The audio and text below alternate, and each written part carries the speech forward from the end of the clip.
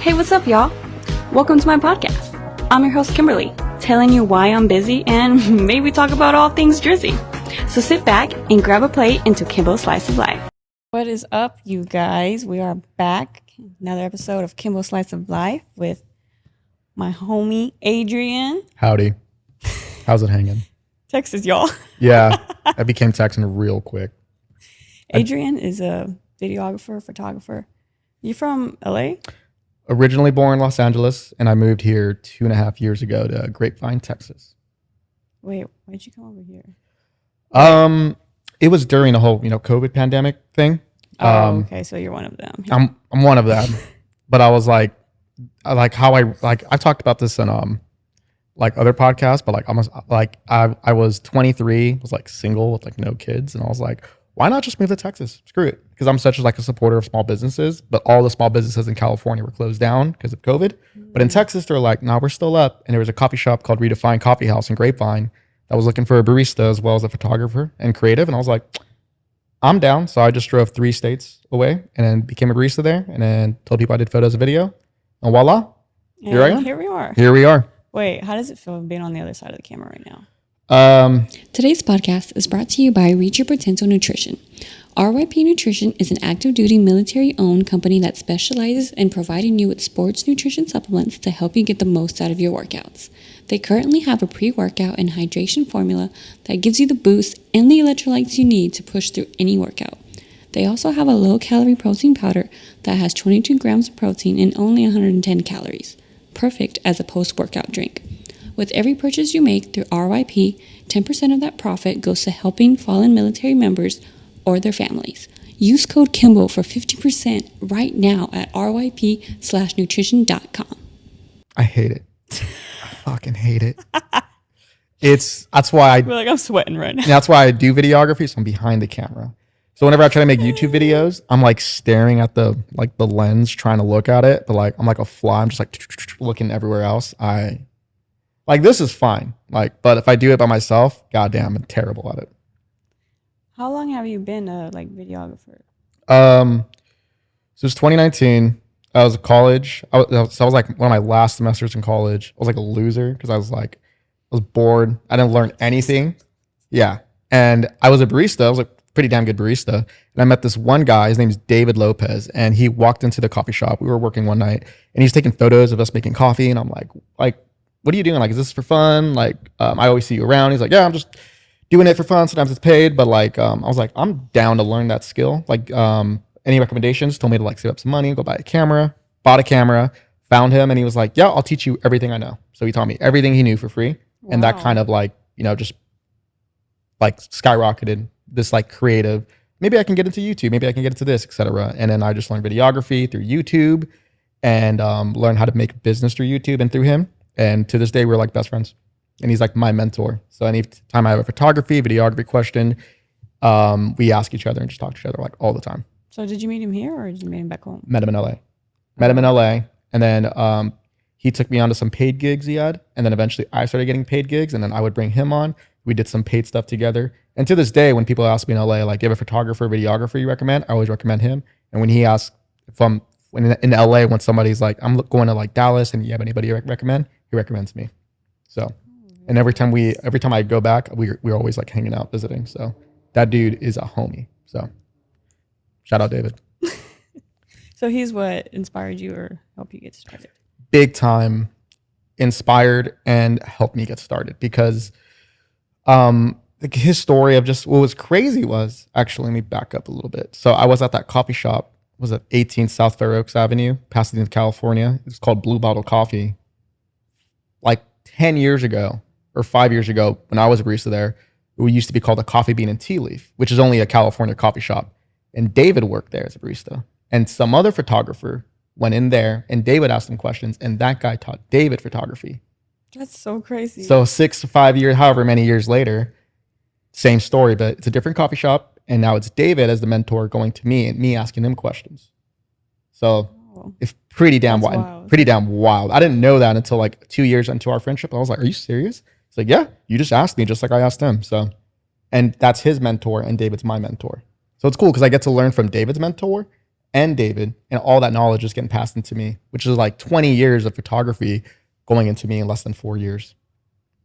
Wow. Yeah, It's like a domino effect, kind of like a pay it forward. Yeah, pretty damn, like it's pretty crazy. But like if you work in the hospitality, the customer service industry, in order to like, like not saying move up, but like learn skills, learn people, you just gotta ask questions. You just gotta tell people like, oh, I'm interested in doing this. I would love to find out more about you, like your career. That's actually how I got my first internship. I was in college. I had a 2.1. Like I said, I was dumb. Like I'm not a dumb guy, but I just don't like college, right? I just never liked it. And I knew if I applied to these internships, my resume, my cover letter, none of it would matter because my academics was so crap. So then I was like, all right, well, let me just work at a coffee shop that's next to marketing agencies. And this one coffee shop, Blue Bottle, it was next to so many different marketing agencies and advertising agencies. And I'm like, cool. What do marketing agencies, like the people who work there, the account executives or graphic designs, videographers, what do they do before they go in? They always pay like $6 for a latte because, they got money and like they like doing that. So that I worked the morning shifts at that coffee shop. And yeah, let alone I met 2 account executives and a graphic designer at an advertising agency, learned their names, learned their drinks. It was like oat cappuccino, oat latte, to avocado toast. Would just talk to them like every morning. What's up? How you doing? Like what your projects you're working on? And then over like a few months, I told them, oh, I'm a senior looking for an internship. Do you have any advice for me to find an internship in a marketing agency? They don't know my GPA. They don't know I'm dumb, and they don't know like I have no skills. And they're like, do you want one? Like we like you. And I'm like, yeah. So then like after that shift, I walked upstairs, smelled like coffee, and got the internship. And that's how I got my internship.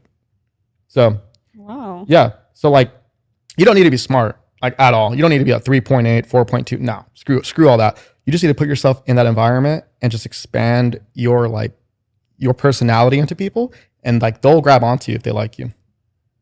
Yeah. Right.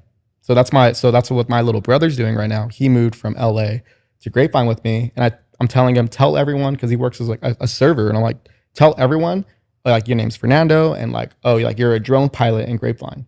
And if you're like a server, you just tell someone, oh, hi, my name's Fernando. That's it. It's boring. Like nobody cares. I don't do that either. Yeah, because just do that.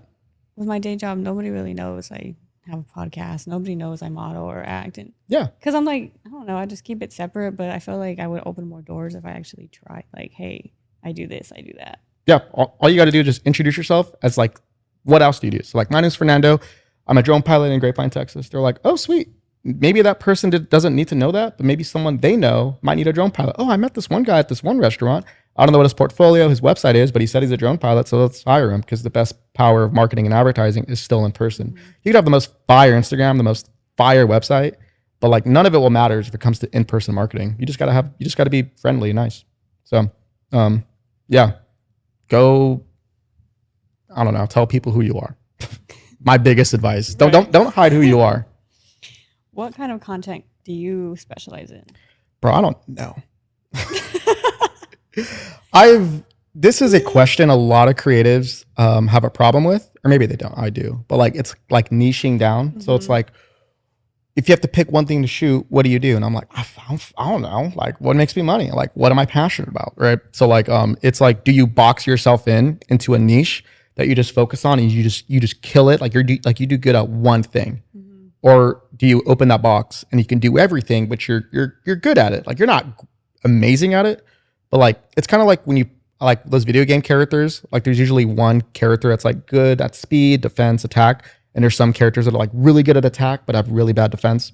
It's like pick your pros and pick your cons. So I'm trying to niche down now. And I think I'm going more towards like coffee shops and like about us videos, which isn't really niching, but I like asking, people and clients, like, who are you? What do you do? What makes you different? Where are you from? Where you're trying to go to? I like that because it shows like your past and it shows like the growth you want to go into. Because no business is like, yeah, we're fine the way we are. It's like, all right, you're going to fail because you have to change and adapt and have goals, because the world's only, it's changing with, social media, AI, stuff like that. You have to improve your business, or else if you keep it the same, you're going to get left behind. So it's cool asking a business on camera, like, where you guys been, like how you guys start, where you at now, where you want to go. And it's cool, in a few months, in a few years, seeing that growth happen. And it all goes back to that About Us video of like, this is where we were. Now we're over here. Now you can do the new about us video and talk about your new goals. So I would say that's what I want to niche down on. And like, I hate charities. I hate charities. But like, so for my charity as a business, I rather donate my time to like a small business who can't afford like a $1,000 video, $1,000 shoot. I'm not trying to charge them. So I'm like, just take my content, use it for your marketing, use it for your website, your social medias. I don't care, but I'm not going to charge you.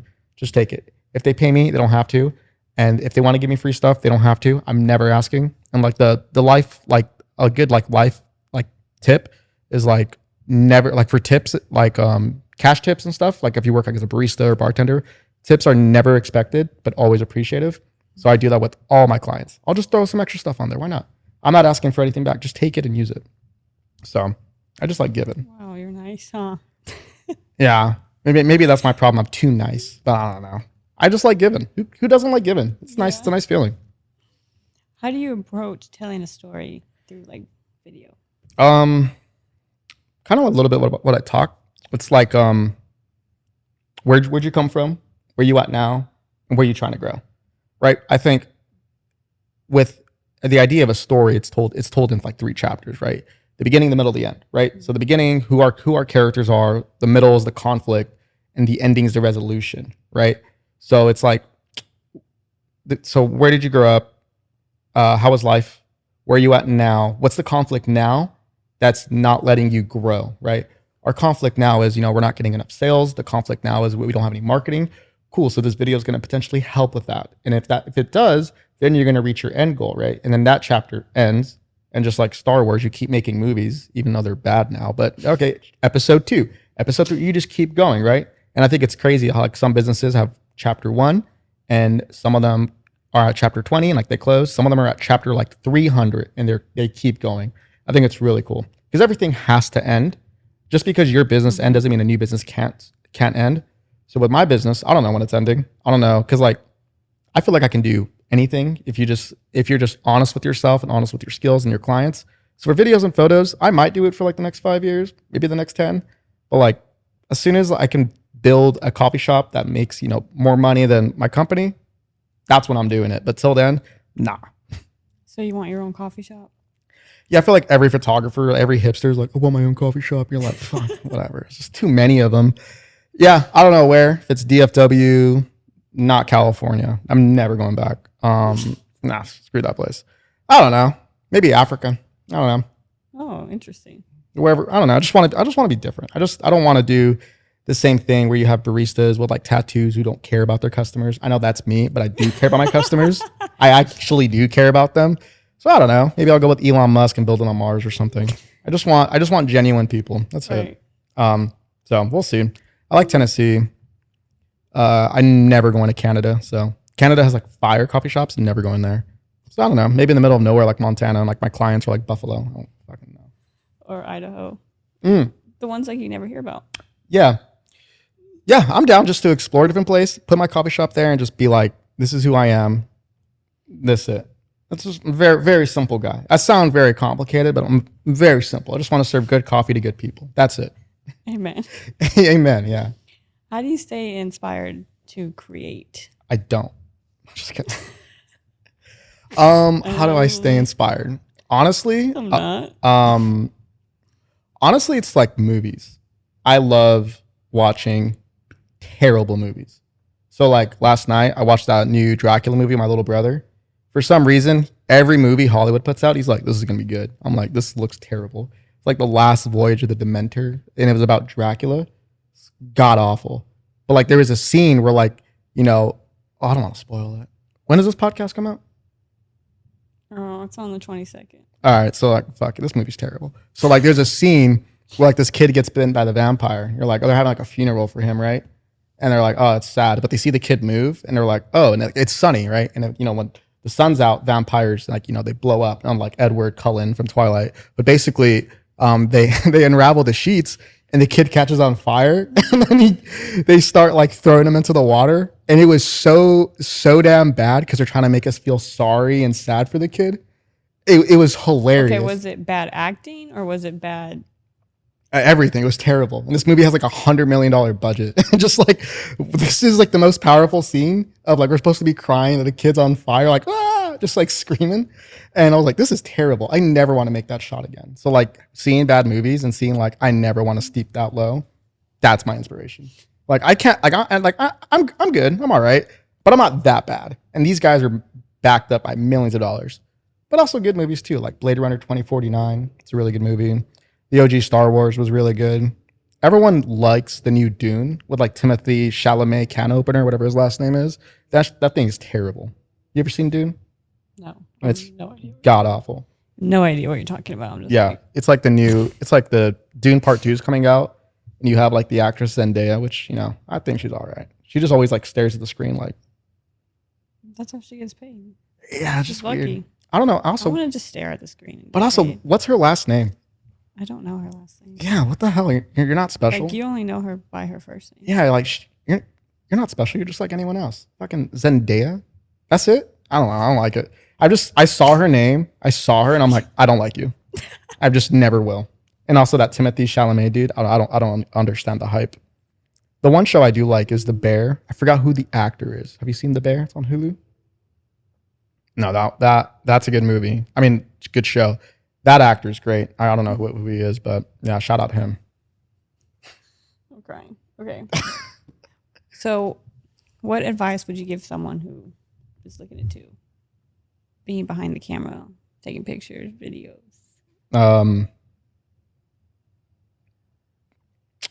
Don't buy expensive equipment. Use your iPhone for now.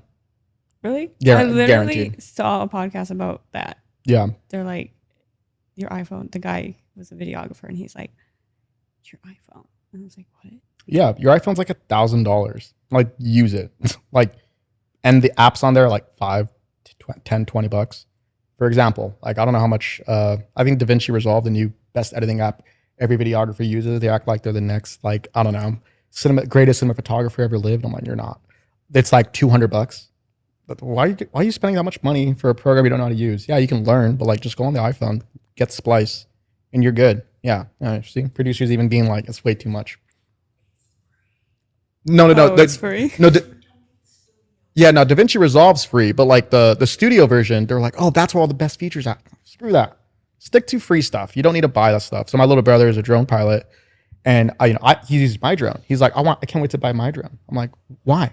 Just use mine. He's like, I want mine. I'm like, that's the stupidest thing ever. Just use mine. It's literally here collecting dust.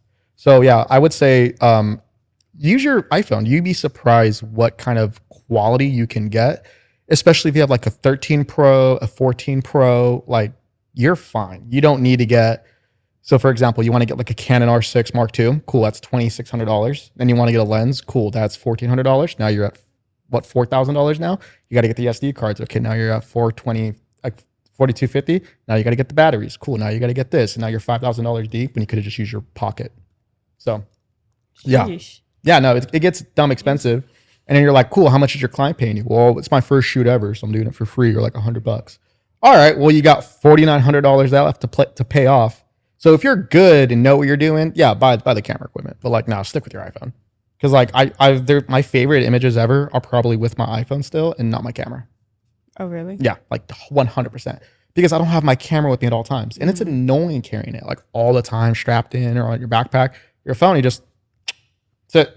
So I would say, yeah, use your iPhone. Don't buy stuff until you for sure know that's what you exactly want to get into.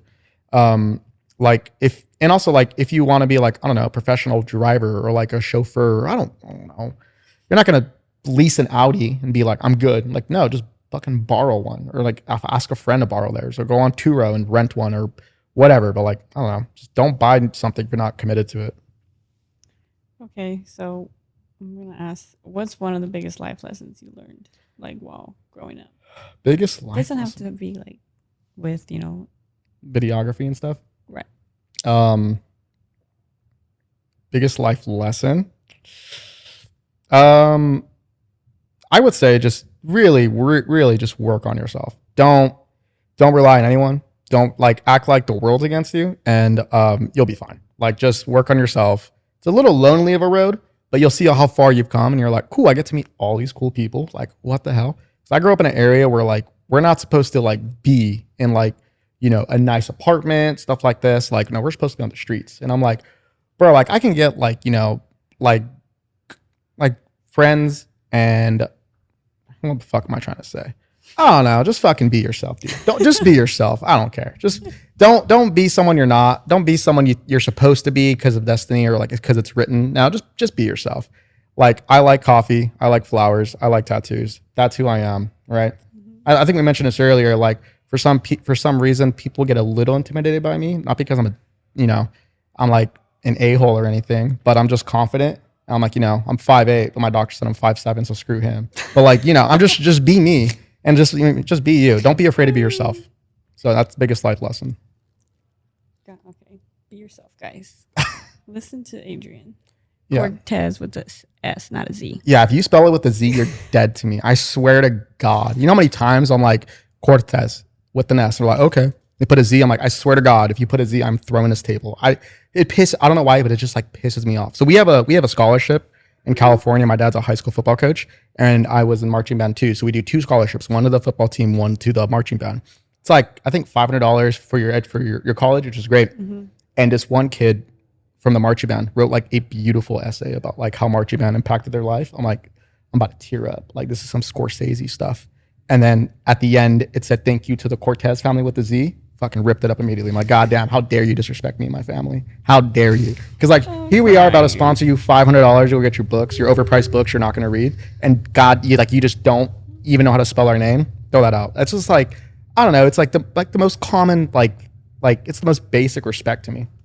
Like if you misspell my first name, I get it. It's a bit hard. But like the last name, if I'm telling you Cortes and you're like, okay, Z. Do your ears work? Like, I don't understand. No, my thing is like, oh, what's your name? Kimberly. Oh, hey, Kim. I'm sorry. I know a lot of people call me Kim, but yeah, I don't like it. Yeah, if you didn't say Kim, don't say Kim. Straight up. So, like, growing up. Literally, so that happened yesterday, like on the phone. Yeah. They're like, who am I speaking with? Kimberly. Kim. So, I'm just like, I didn't say Kim. I'd be like, excuse me? The hell did you just say? Growing up, so my name's Adrian Cortez, so it's AC, right? So people would call me like air conditioner, and I'm like, what the fuck? And I embraced that, like that's kind of funny. Air conditioner. And then my little brother in high school, for some reason, I don't know why, they just became super funny. I don't know if that's when meme culture popped off, but like they would call me a drain, like a drain. A drain you like wash your hands in or something. So they would make Photoshop pictures of my face on a drain and be like, look, say a drain. I'm like, what the hell's wrong with y'all? I don't understand. Like I'm driving them around a band practice and they're like, what's up, a drain? And I'm like, all right. So I don't know. What's your favorite pizza? It's my favorite Italian restaurant. You know the answer? I know it because you told me before this podcast. So I was on a date like a few years ago, and this one girl asked like, "What's your favorite Italian restaurant?" And without hesitation, I was like, "Domino's." And she was like, "Get the fuck out of here." And I was like, No. So I called my best friend Jeff, and I was like, he didn't even know I was on a date. I just called him real quick. Hey bro, what's the best Italian restaurant? Without hesitation, oh, Domino's, bro. Hung up, and then stopped dating that girl. I was like, how dare you disrespect Domino's name? Their rebrand was like sick because they were a failing company in like the 2000s. Then like 2010 or 2011, they brought up that Domino's tracker. Holy shit, changed the game. What's that? So it's like, you know, on the app, it has like that tracker. Well, you don't order Domino's, right? I don't like Domino's. How dare you? It's so like garlic. So like they did this like rebranding where they made like their typography was different, the logo changed, and like they did this crazy rebrand. And like on the app, it tells you like who's preparing your pizza. It's like Tyler is putting your pizza in the oven. I'm like, yeah, Tyler, better not, better not. I don't want to cuss. Better not mess that shit up. Don't better make that thing perfect. And you have like, oh, Anna's cutting your pizza, and then you get back your pizza. I'm like, oh, Anna cut it like this place is like a clock with like more than 12 numbers on it. So just like, yeah. Wow, they went in debt. Yeah, no, I think it's cool, and it's just really good. Like what my Domino's pizza is, it's the hand tossed. It's a large because I'm an animal. I'll eat all of it. You get extra marinara sauce because I like it saucy. You get pepperoni and jalapenos. That's it. You can get olives and mushrooms, but I'm broke. I can't get more toppings. But I do like Costco pizza. I can eat an entire Costco pizza. I love that those prices have not changed. Well, yeah, you heard about the Costco like CEO. So it was like I think 2 or 3 years ago, the Costco CEO changed, and he went to like a new CEO, right? And the new CEO was like, we're gonna raise the price of like a hot dog, right? From like the $1.99, because you get a dollar, because for $1.99, I think you get like a Polish giant hot dog and a drink. And the old CEO told him, this is No. legit. Like I'm gonna quote, so I'm going to cuss. If you change the price of the hot dog, I will fucking kill you. Straight up said that to the new CEO on like audio. And he's like, oh, okay. So because of that, they kept the price of everything. And if he changes it, the old CEO will murder him. So Oh, interesting. I did not know that. yeah, no, the old CEO of Costco is amazing. Straight up threatened to murder someone's life for changing the price of a hot dog. If that's not the most American thing ever, I don't know what is. Right? Yeah. Like, I don't know if Costco's in Canada or anywhere else, but like that is a good American business. Do not change the price of a hot dog. I don't know if anybody knows this, but like when I grew up, like I would go help my dad clean pools. But after we go clean pools at a Home Depot, we'd get like more supplies. They would have these hot dog ladies like sell hot dogs. And, like they were the I best hot remember dogs that. ever. They would be out there. Yeah. Did you ever have one? No. Are you serious? That was like Gordon Ramsay before Gordon Ramsay. Like they were amazing. Also, being in LA, there was hot dog ladies after every concert and everything. There was a hot dog lady. I was walking around USC, just I think like one random Thursday with my buddy, and I see this hot dog lady. I'm like, oh, I was literally just thinking of one, but I don't have any cash. So I walk up to her and she's like, hola. And I'm like, oh, I want one, right? But I don't have cash. And she's like, Venmo? And I was like, they're upgrading. Send her like 10 extra bucks. I was like, thank you for evolving. I got one hot dog and just enjoyed that Jimmy down my throat. It was so good. I haven't had a hot dog in like forever. No, they're my favorite food. Any food that makes me feel like I'm on the lake, like I'm just on the lake drunk. It's like pizza, hot dog, and like a can of Bud Light or Miller Lite. Oh, I love it. It's so good. Okay. Thank you, Adrian, for coming on, giving us what you got with your tattoos and coffee. I'm just kidding. Yeah, hope this episode was good. I kind of just say random stuff, but I mean, like, it's funny, and it's me. So yeah, thank you guys, and thanks for having me.